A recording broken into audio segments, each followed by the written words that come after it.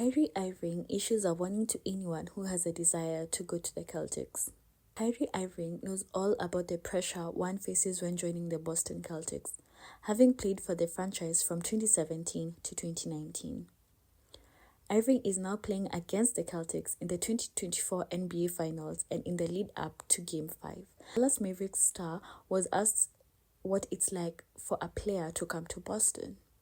"You just expect to have a magnifying glass on you everywhere you go," Irving said. "I don't think Boston appreciates being kind of second class to New York in terms of media capital of the world, but this is a media capital of the world as well. There's a lot of history here off the court.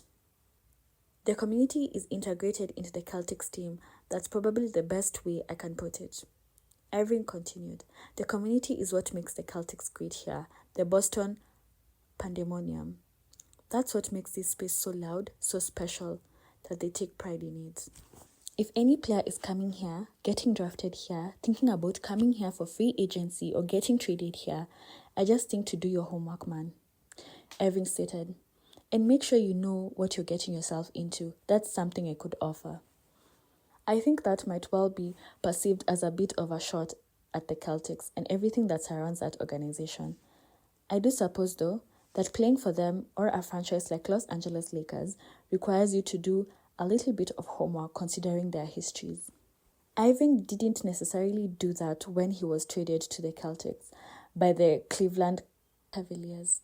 His time with the franchise proved to be rather frustrating and he chose to join the Brooklyn Nets when he hit free agency in 2019. Kyrie Irving admits he only has himself to blame for the Celtics fans hating him.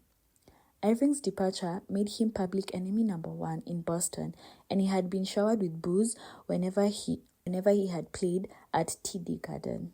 The case in games 1 and 2 of these finals, and Irving said he only has himself to blame for Celtics fans hating him.